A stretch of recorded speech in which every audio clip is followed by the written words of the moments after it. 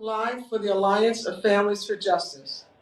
We're here today to give you a recap of our testimony before the International Independent Expert Mechanism to Advance Racial Justice and Equality in the Context of Law Enforcement, commonly known as EMLER.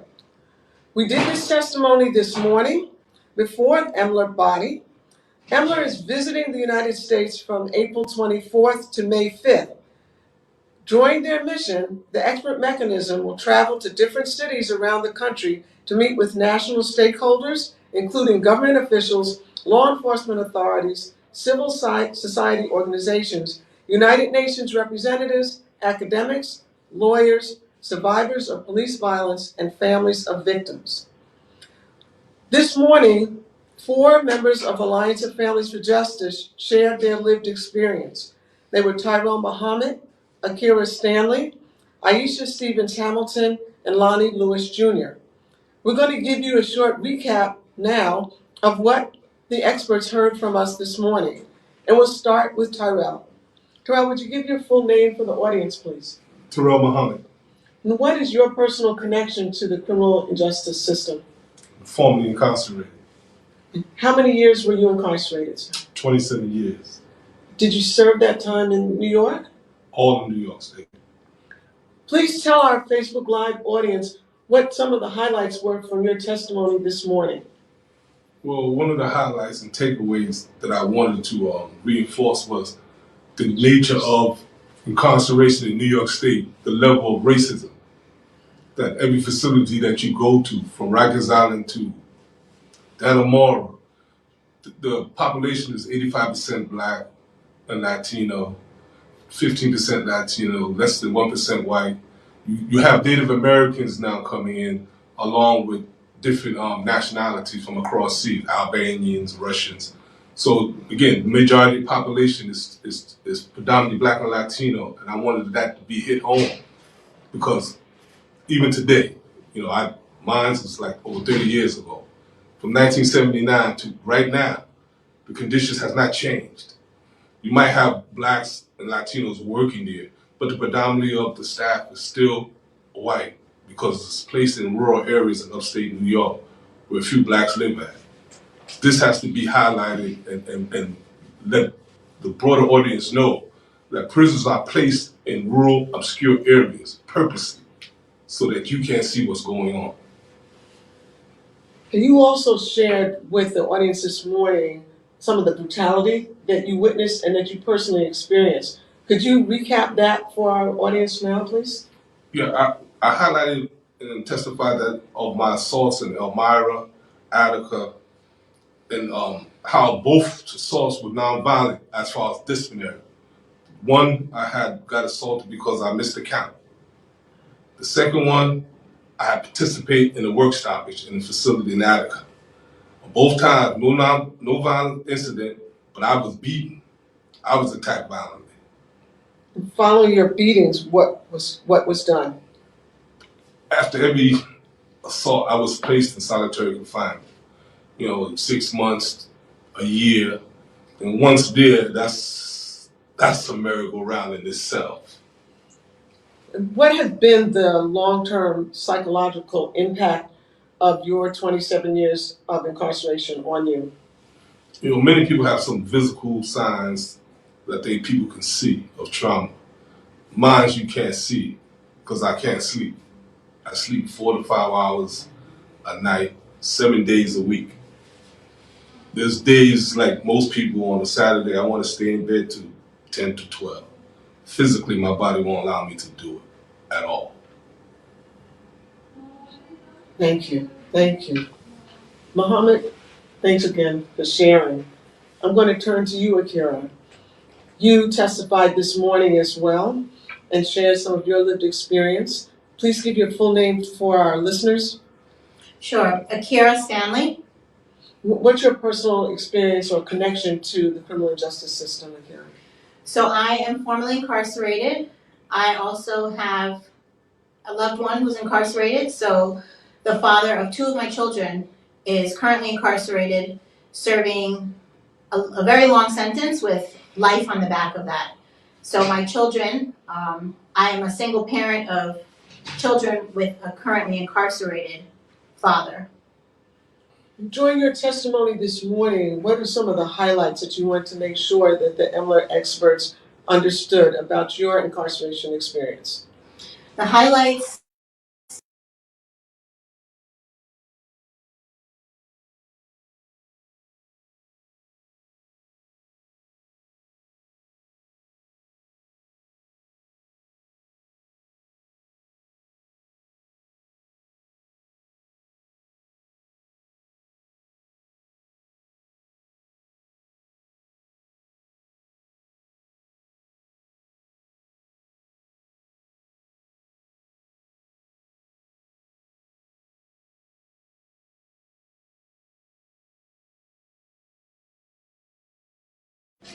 Okay, please start.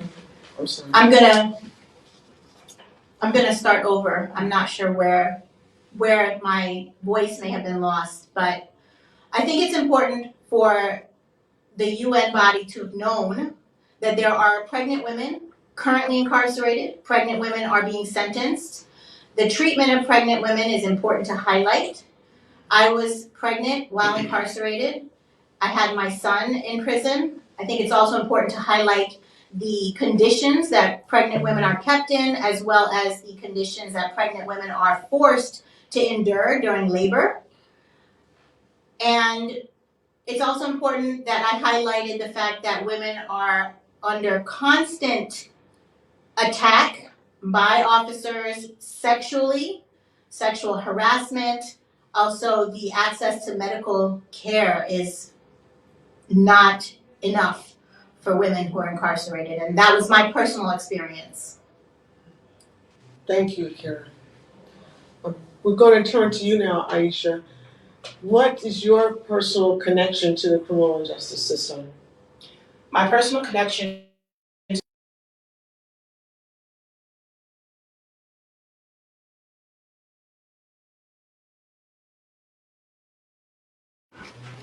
My husband is currently incarcerated with a long sentence with life at the back of his sentence. How long have you been on this journey with him? I have been on this journey with my husband from the beginning of this incarceration, which began in 2010. During his incarceration, you had a chance to visit him, I'm assuming. Yes. Please share with the audience what that experience was like and what you think the highlights were of your testimony this morning for the UN experts to take away with them. What I felt was important for the UN to take away from my testimony this morning was the treatment that we receive as visitors to visit our loved ones. We are not welcomed in these facilities. The harassment that is usually given to visitors, specifically Black and Latino women, for the attire that we have on, and the economic impact that it has on families. It is not easy, or it is very expensive to take care of a loved one that is currently incarcerated. As family members, we have to pay for everything, from his commissary to phone calls, packages. Everything falls on the family. So although my husband is incarcerated, I'm incarcerated as well. Thank you, Iisha. I'm going to turn to you, Lonnie. You also testified before the UN body this morning. Please first say your full name for the audience. My name is Lonnie Lewis. What's your personal connection to the criminal justice system? I'm the son, father, uncle, cousin, and brother of multiple men that are incarcerated right now in New York State and formerly incarcerated. So, Please share with the audience what you think some of the highlights were of your testimony this morning and how the experience of having so many family members incarcerated impacted your life. so as we listen to everyone testify today, I realized that the only thing that I don't have in common with them is the time behind the wall for the two people that have been incarcerated, but everything else that's encompassed with this experience, I feel it. So, not to veer too far off point, I think that It's experiencing incarceration the way that I've experienced it through watching all the men in my family go through it has been something that shaped my decisions. And please, if you don't mind expanding a little bit on the relationship with your father, how that was impacted then and what it's like now. So when my father was incarcerated, during my teen years, because he's been incarcerated multiple times, during my teen years, I made the decision to not speak to my father because he was incarcerated. I didn't fully understand, the scope of everything that was going on. So I made the choice to not have a relationship with my father that lasted about 13 years. So we didn't really have a strong relationship. We hardly spoke for about 13 years, and then I'd say in the last 7 or 8 years, we've really tightened our relationship up to the point now that my father is one of my best people that I talk to, my best friend. And you also, first of all, thank you for that. You also shared this morning what impact as a young child the incarceration of your father had on you as you developed. Would you mind sharing that? Not having a father there, especially at some pivotal early points in life, because of incarceration, will really give you, or at least for me, it shaped the way that I felt about the system in general, it shaped the way that I felt about Black men. Now, it was skewed because I was so young and I didn't understand, but it did shape, for an early part of my life, the way that I interacted with even other Black men, right? Because I didn't trust anybody. So it was very difficult as a child of an incarcerated parent. What career choices did you make as a result? So instead of staying in college, not having that guidance from my father made me want to run away from home. So it informed the decision that I made to join the military. And it made perfect sense to me because I didn't want to be a part of what was going on in my community and my family, really. So I ran away. So not having my father there, somebody that could help me kind of think through these things, I made the decision to go into the military. And did you find the answers in the military? No. I didn't find the answers in the military, but what it did do was it gave me more of a world view. It gave me a bigger perspective, right? So now I could see things on a grander scale, and I understood that it wasn't my father's, doing something egregious against me, but it was a system that was designed to destroy him. So now, keeping that in mind, I brought that experience and that knowledge back to the relationship and back to my community now. Here's a question I didn't pose to you earlier. What impact has it been on your father for you all to reconnect? Wow. My father's words, not mine.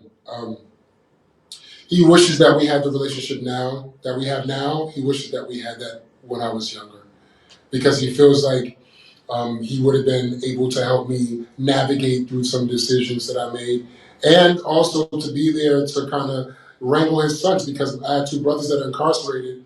Obviously, having a father that's incarcerated, you're going to pass that down. So my brothers, unfortunately, ended up falling victim to the same traps that my father fell victim to. So I hope that answered your question. It did. And before I open up to everyone with another question, and one more for you, what, if any, role did the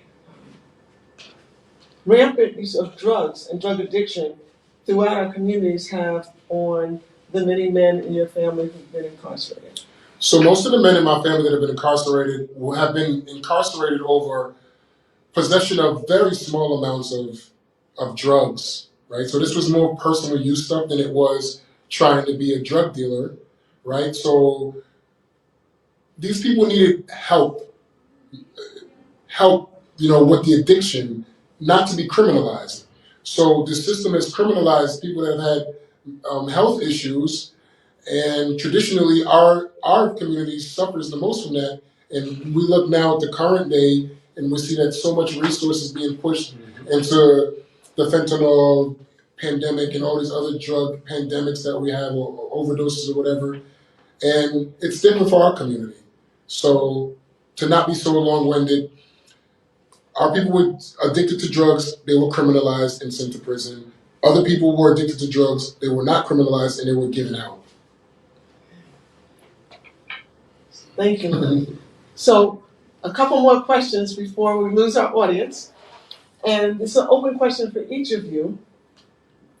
Why were you willing to testify before the UN body this morning? And why is this work important to you? Whoever wants to go first, but what you can't be is silent. I'll go first. Excuse me, I'm sorry. So, could you say the question again one more time? Why was it important to you to testify before this UN body this morning? And why is it important to you to do this work?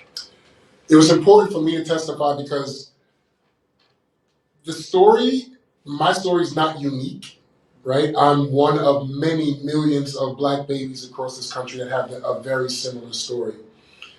However, I think it's important to be heard from the perspective of somebody that's seen things, from the perspective of a child and somebody that lives, and then also from the perspective as an adult that has traveled the world and lived in other countries and see how.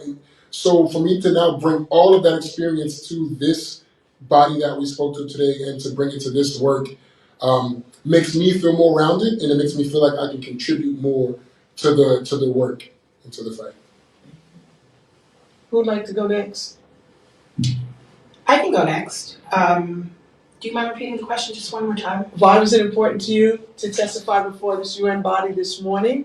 And why is it important to you to do this work? Well, it was important for me to testify to this body of work this morning to be a voice for the voiceless. That is something that I'm very intentional about, and it is necessary that the EMLER body, UN body, know or understand what happens in these prisons and jails. Personally, it's very important for me to just be a stand for my loved one, my husband. I continue to do this work because it's not only healing to me, but I feel that it's also healing to those that I'm standing for. I'm a big proponent on self-work, and this is a part of my self-work, using my voice for good and being a stand for those who are not here to stand. So that's why it was important for me to do this work and testify in front of that body of work this morning. Thank you, Iisha. Thank you. It was important for me because the UN was collecting information and testimonies concerning torture and abuse in America. And we need to have that independently documented. I think 10 years ago, we did that at the Senate. We testified about torture in America, particularly New York. So this is why it's very important for me to have this documented and have this eventually read by young people so they can see the strategies and the steps that we've taken. Why I do this here, I used to be an armchair quarterback. I used to be in prison looking at the politicians doing all kinds of stuff, and I'm critiquing them. Oh man, and a friend of mine said, look, you got a lot to say about everybody, what they doing. What you doing? And I wasn't doing nothing but sitting on a cot in the bed in prison. But I vowed to myself that I'm gonna join this fight, because this is the fight of the 21st century. If we talk about liberation, we talk about abolition, we talk about Nat Turner, we talk about Harriet Tubman, then we need to be in this fight right now. Because that's their fight. It's just evolving to a different level and a different name. But it's the same fight. We fight for freedom from slavery. So that's why I do this work. It's hard to follow. Amen. Excuse me, Aqirah. Muhammad just threw me off. Aqirah, same question. I come to this work because, well, first of all, this morning I was willing to testify because it's important for people, for the public, for this UN body to know that there are pregnant women currently being sentenced, currently doing time, currently incarcerated, currently suffering, and we have been suffering for decades, for centuries. Most people don't realize or think about pregnant women. Most people don't think about women being incarcerated, although it's becoming more of a popular topic. But the pregnant women are not spoken about and forgotten. Being incarcerated while pregnant is super challenging. And it was important for me to tell my story because my story is reflective of thousands, if not millions, of pregnant women, not only in New York State, but across the United States who are suffering through incarceration, being separated from their children, being forced to labor under unsafe, unhealthy conditions that are dictated and determined by not medical professionals, but the carceral system, the officers in the room at the time. Dangerous, super irresponsible. Accountability is important for all the women who have suffered under procedures that could have been avoided because of the carceral system, because of the handcuffs, because of the officers, because of being incarcerated. Just because you're incarcerated, you should not have to suffer medical atrocities, no matter woman or man. And so I speak my story so that it can be exposed, it can be known what is going on behind closed doors. That is criminal. What they're doing to us while incarcerated is criminal. And it's being brushed aside, it's being brushed under the rug, it's being excused, and it's not okay. And it's important for people to know that it's not okay. And I come to this work for all the sisters and brothers who are in prison right now, and all of those who have come before me, and all of those who unfortunately seem like they're going to come after me. And I made a vow that as long as I'm alive and as long as I've experienced what I've experienced, it's my duty to step forward and fight this system that we have right now, which, as Muhammad says, is an extension of slavery, period. Because the majority of us were black in there. And the majority of us were young women. We were mothers first. But it didn't matter. We were treated like animals. And that's not okay.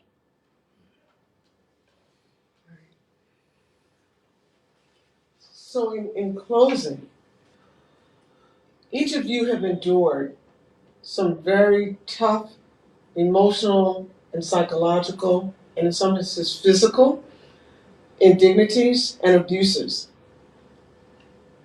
And you are all committed to this work. I'd like for each of you to share just very briefly what healing you have personally engaged in. And I'm going to start with you, Lonnie. You want me to get the tissues now? I'll try to keep it brief. So, not having your father, growing up rough, going into the military, going through basic training, going through multiple deployments, coming out of the military, going through a nasty divorce, going through being a single father, watching your father go. So I say all that to say this, just to shape.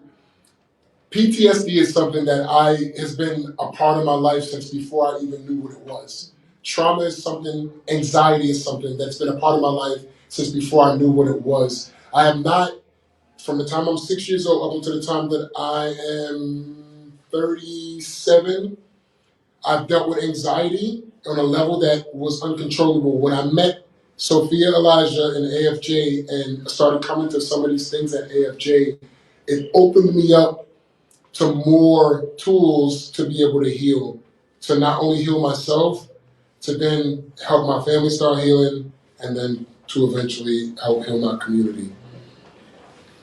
I need the tissues. Okay, Muhammad, same question for you. I came home in 2005, and it took me to 2012 to tell myself I need a therapist, or I need to see somebody. And I met a black family, husband and wife, therapist team. And it was the most remarkable thing that ever happened to me, because he was able to really see the damage I had and where it was from. And what he did was the opposite. One of the things he really said to me, he said, where you was at, no one ever complimented you. No one ever gave you a gift. No one ever celebrates you. He said, tomorrow when you wake up and shave, put on the mirror, you worth celebrating. Little stuff like that, because those things were not part of my normal life. So you couldn't give me, somebody tried to buy me a hat. I said, no, I'll get my own hat. I couldn't accept gifts because I always, in the back of my mind, there's something insidious about it or a string attached. And it took the therapist to really get on me about that. Him and his wife. His wife used to say, oh, you so handsome, Mama. And I said, yo. I should be cringing. Yeah. And she said, I know how you feel. You know, and these are the things that when you're in prison, that's not language in there. You know, language of love and respect and celebration is not there. So for so long, because I never had it, when I did get out, it was foreign to me, and it was very disturbing. So I had to get a therapist just to be receiving love. Yeah, so I knew I needed therapy, and I'm glad I found it. We are too. Thank you for sharing that. Iisha, same question.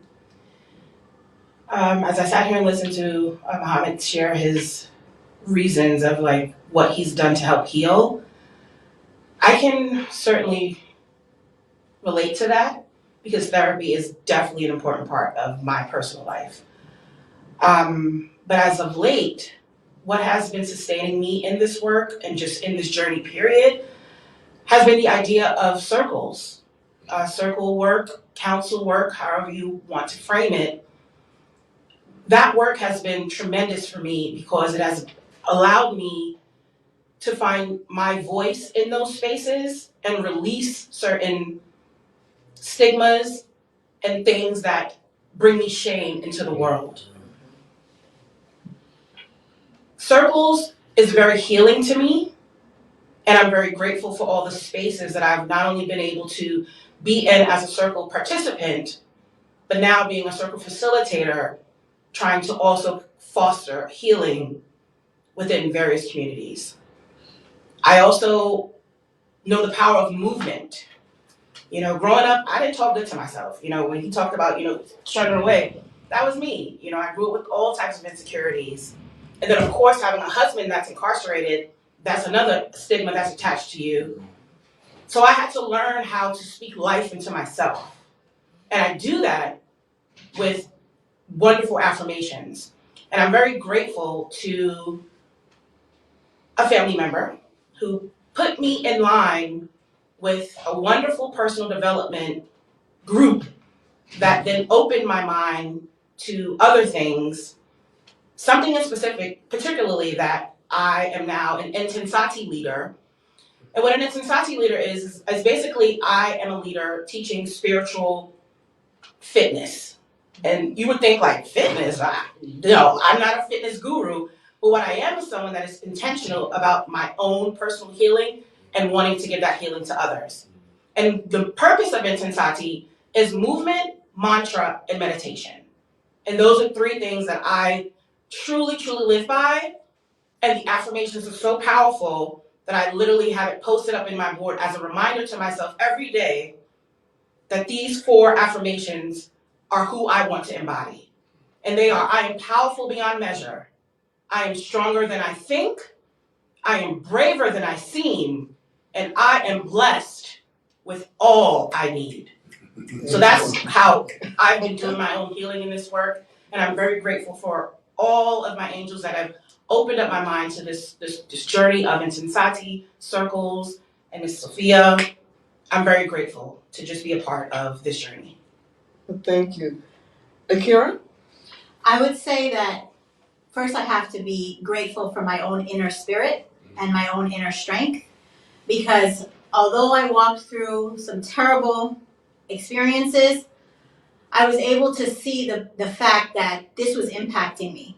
There was a psychological impact happening, a trauma happening, and that I knew I was going to have to address it in order to be a whole person, in order to be a loving person, in order not to be angry, in order to be able to take care of my children, in order to be able to have clarity, to just survive and not just wither away and cry in depression. Deal with anxiety that I had from the experience, deal with the anger. And so I've done a lot of self-work. I've done a lot of self-reflection. I currently practice a lot of meditation. I've done yoga. And I do purposeful breath work to help with what I notice comes up, with the triggers that I see. And I'm grateful that I'm able to recognize the areas that I need to heal.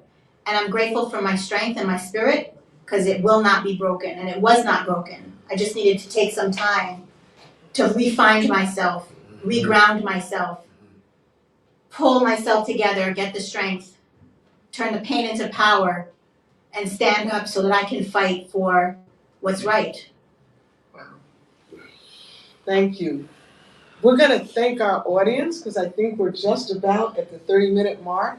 Thank you so much for joining us. You've been with the Alliance of Families for Justice, giving you a recap of our testimony before the UN body, the EMLER body, that's been visiting from April 24th to May the 4th, and they're focusing on the racial injustices and discrimination that Black people in this country experience at the hands of law enforcement. My four witnesses this morning before the panel were Lonnie Lewis, Tyrrell Muhammad, Iisha Stevens-Hamilton, and Aqirah Stanley. And we were just wrapping up with them sharing some of the healing that they engaged in to help them overcome the horrible traumas and indignities that they suffered as formerly incarcerated people and or family members of incarcerated loved ones. I hope that you enjoyed this segment. I hope that you will go to our Facebook page or our website and listen to the entire testimony from this morning. In a word, it was powerful, as are our four witnesses who are with us today. Thank you so much for joining us. While we're letting them close out, we can chat. Yes.